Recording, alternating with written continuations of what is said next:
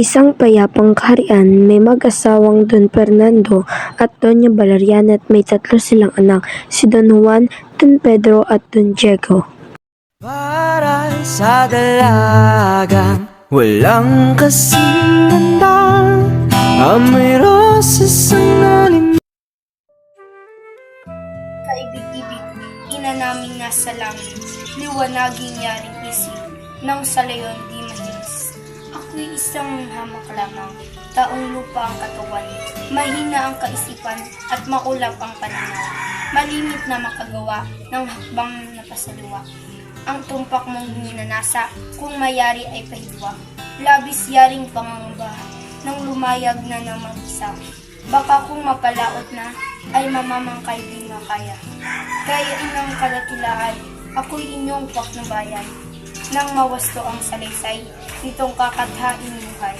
At sa tanang naririto, nalilimping malito, kahit linangay, dinggin nyo, buhay na aaw.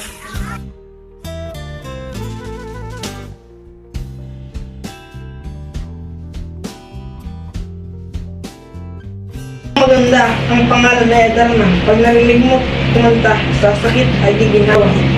Ibong ito'y tumatahan sa tabor ng tumundukan, kahit na napunay, Pedras Platas na makinang. Kung araw ay wala, roon sa malayong mga burol, kasama ng ibang ibong, nangangapawi ng buong grabe ng katahimikan, payapa sa kabundukan, kung umuwi at humilay sa kahoy na kanyang bahay. Yun po ang ipakuhat kaagad ng gagaling ka sa sakit ng dinadala. Nang haring mapakinggan ang hatol ng kagamutan, kapag dakay inutusan ang anak niyang panganay. Si Don Pedro ay tumalima sa utos ng haring ama, iginayak kapag daka kabayong sasakyan niya. Yumao na ang hagap, kabundukan ay matahak, kahit siya'y mapahamak, makuha lamang ang lun. Sa masamang kapalaran, hindi sukat asahan, nang sumapit sa ibabaw, kabayo niya'y namatay. Di ano pang gagawin pa'y, wala nang sasakyan siya, daladalahay kinuhat sa bundok ay naglakad na. Sa masamang kapalaran, ang prinsipe ay nakatagal, narating ding mahinusay ang tabor ng kabundok. Mga namasdang punong kahoy, mga sangay na yamungmong, ang nagtubong narorooy bukod tangi. Sila naman isang tuksot, kasawian ni Don Pedro. Ang Adarnang may engkanto, dumating ng diya. Takip siling nang sumapit sa itaas ay namasid, daming ibong lumagpit, ang kawat-tawang Tahang lumapag sa sanga ng Pedras Platas, balahibo'y pinagulag, nagbihis ng Sinimulan ang pagganta, awit ay kaaya-aya, kabundukan tahimik na ay nagkakilig sa ligaya. At lalo pang pinatamis ang sa Adarna'y pag-awit, bawat kanta'y isang bihis ng balahibong marit. 7 kanta ang ginawa't 7 bihis ang namagara. Natapos ang tuwang-tuwa't ang langit pa'y pinungat. Ugali nitong Adarna, matapos ang kanyang kanta ay siya'y nagbawas muna bago matulog sa masamang kapalaran. Si Don Diego ay napatakan, biglang naging batong buhay sa punong kinadalas.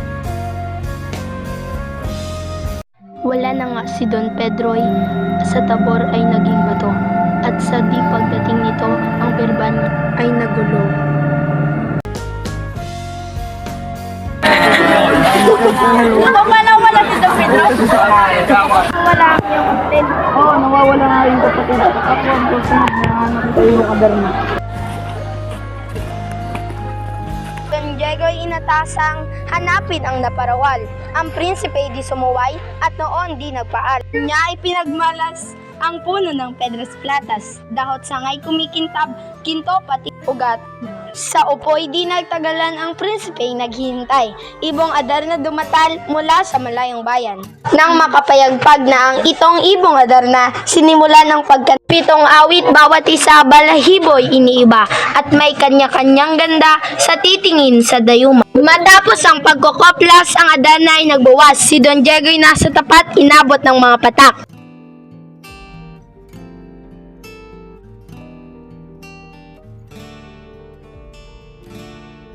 Katulad din ni Don Diego, siya'y biglang naging bato, magkatabi at animo, pampuntod na may multo. Ama ko'y iyong tulutan, ang gusto ko'y magpaalam. Ako ang nahanap naman ng iyong kong kagamutan. Ngayon po'y 3 taon na, hindi nagbabalik sila. Labis ko pong malalang, ang sakit mo'y mukha ka. Sa puso't dibdib, iyang gayak mong pagbilis. Hihingi ko'y pagpatid sa pagnawala sa kasakit. Di gumamit ng kabayo sa paglalakbay na ito, tumalaga ng totoo sa hirap ng matatamo.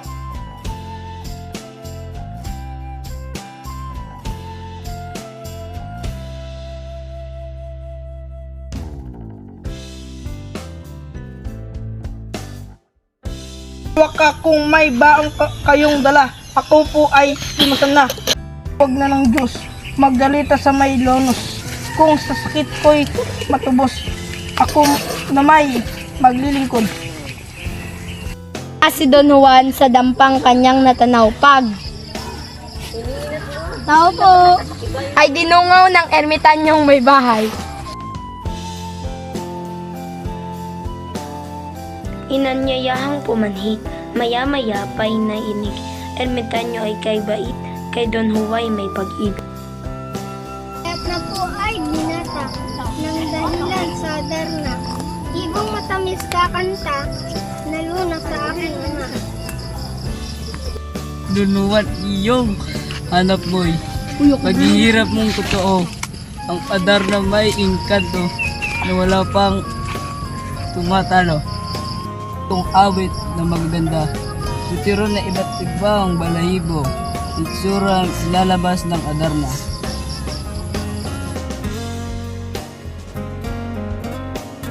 Dumating sa punong kahoy na wala pa ang ibon, kaya't sandali nagnoy-noy ng marapat gawing dumutay, at sa kanyang natawanan, ang Adarna ay dumarata. Napuna pa ng dumapo, ang Adarna ay tila ahapo, kaya't kanyang napanghulong, iboy galing sa malayo. Pagkalapag ay naghusay ng kanyang buong katawan, ang pagkantay sinumalay, tinig ang pag-iingat. Hinamit na unang gayak sa prinsipeng nakabihag. Kung malasing sa diyang perlas, nagniningning sa liwanag. Natutokso ng matulog, si Don Juan nanunubok. Ang laba ay dinukot at ang palad ay binusbot. Lamang gumindi, sa balat pinigaan na ng dayap. Sa hapdi halos maiyak, nag-ibayo pa ang antok. Napawi ang pag-aantok dahil sa tindi ng kirot. Si Don Juan lumuhod, nagpasalamat sa Diyos. 7 kanta ng malutas, nitong ibong sakdal dilag. 7 rin ang naging sugat ni Don Juan. Ang ibon ay nagbawas na ugali pagtulong niya. Ang prinsipe ng makita ay inalagaan kapag daka. Kaya hindi tinatamat, naligtas sa kasawian. Inantay ng mapahimlay ang Adarnang sinugman. Kung matulog ang Adarna, ang pakpak ay nakabuka. Dilat ang 2 mata, kaya't gising ang kapara. Nang prinsipeng matatap, tulog ang iboy panatag. Dahan-dahan nang umakyat sa puno ng Piedras Platas.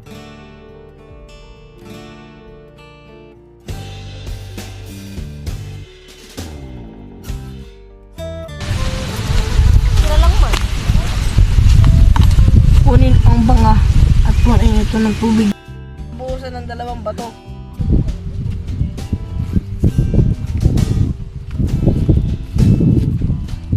Si Don Pedro ay tumundig at niyakap ang kapatid.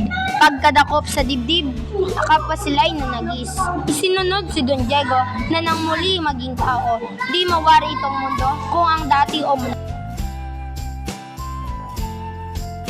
Ang magaling si Don Juan ay patay. Inaiwan natin na may dalhin.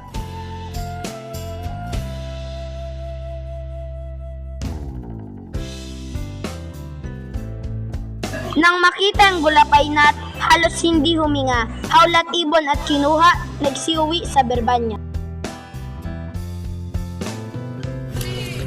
O Berhing Inang Marilag, tanggulan ng nasa hirap, kahabagan di man dapat ang ating kapuspalad. maubos isipin. Kapatid ko ay nagtaksil. Kung sa ibon ko ang dalhin, kanila na di na akin. Sa libis ng isang bundok, may matandang sasulpot-sulpot. Mahina't uungod-ungod, sa prinsipe ay tumulog. Ang salanta ay nalamog, nakatawan ay hinagod, sugat na lamang nalasog, pinaglalagyan ng gamot. Sa inyong habag, ang buhay kong dinagtas. Ano kaya ang marapat? Iganti ng abang palad? Hindi gayon. Kung di iya'y isang layon, ang damay ay walang bugol. Sa inyong habag, Ang dalawa ay nagkamay bago sila maghiwalay, matanday sa kabundukan sa Berbanya si Don Juan.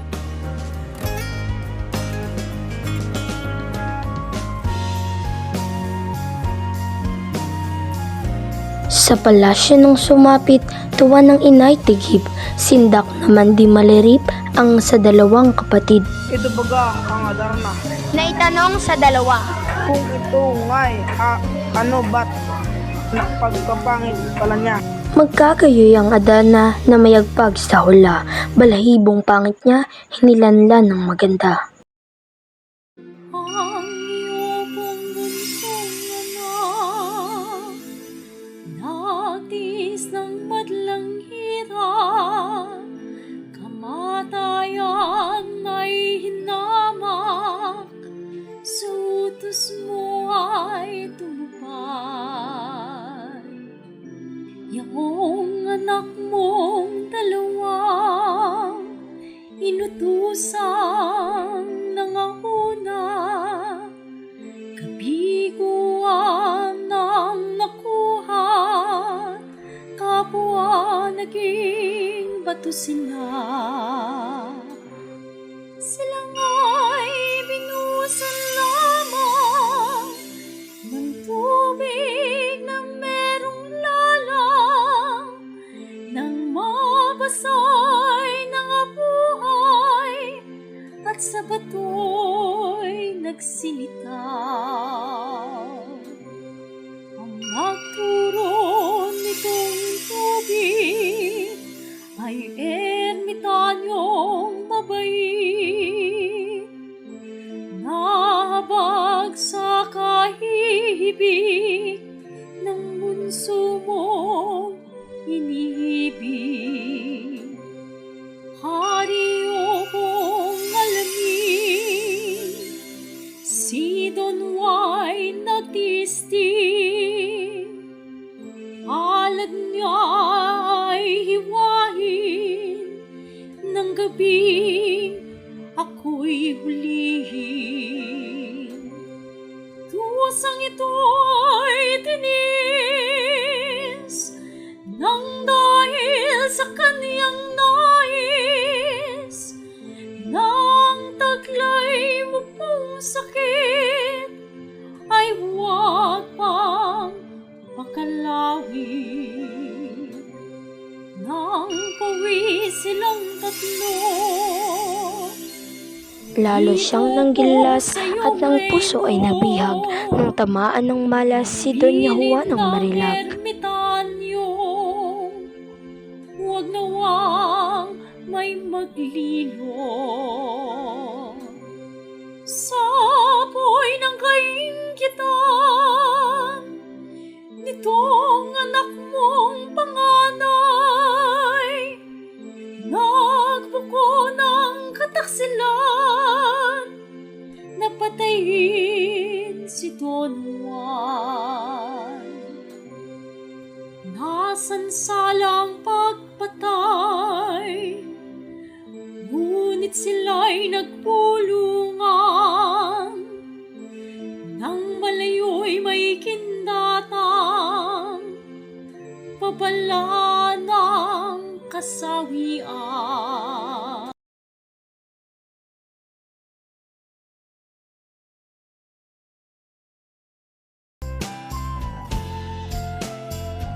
Ang kabatuhan nang dumating sa ibabaw, sa gitna ng kasabihan, ay may balong natagpuan. May hiwaga. Buti gawin kaya.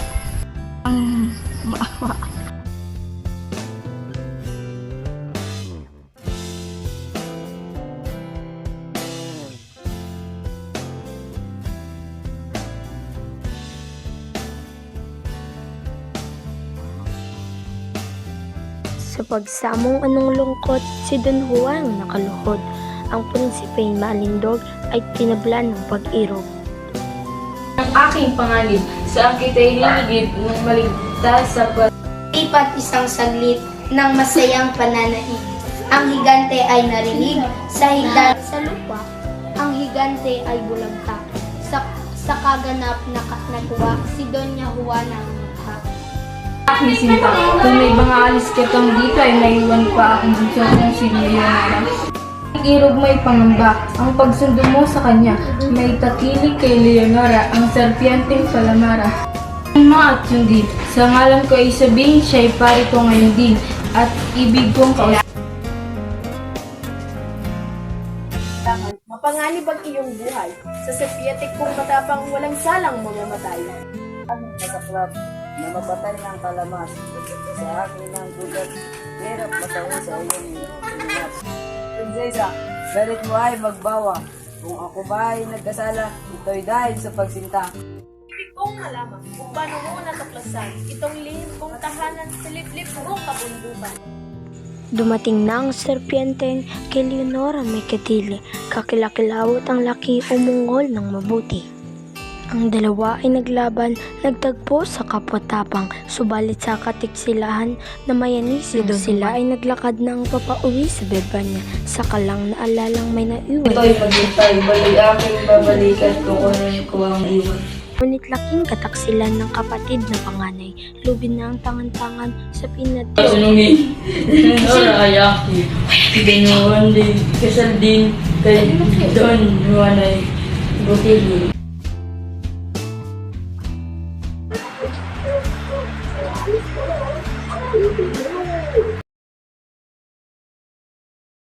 Nang abutan yung lobo, katawan ay lumong-luno, lasog pati mga butot, dugoy ng bukal sa ulo. Buong suyo niyang pinahiran, bawat pasa ng katawan, gayon din mga pilay, ang malubha ay di naman. Prinsipe ay agad lumakas, nabawa ang mga sugat, nakatindig at ang gilas, ngayon ay lalong tumingkad. Nang sumapit sa ibabaw, lobo'y agad nagpaalam, iniwan na si Don Juan, lumiblib sa kabundok.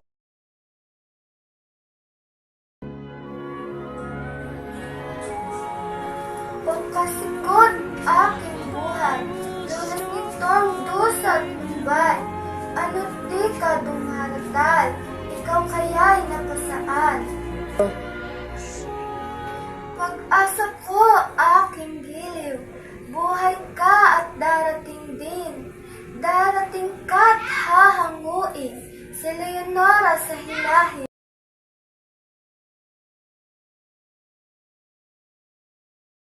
Dilag ni Doña Maria, walang kapantay sa kanya. Ipikit man niya ang mata, nasisilaw din ang ganda. Pagkat di na makatiis sa dipiin ng pag-ibig, ninakaw yaong damit ang prinsesang saktal digit.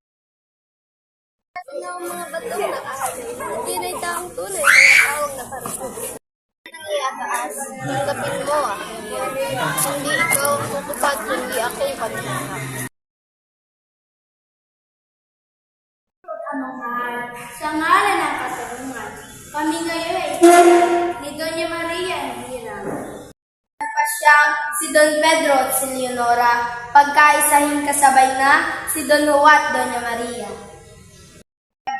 Si Doña Maria ay natuwa, si Leonora naman walang naging tutol ng bahagya.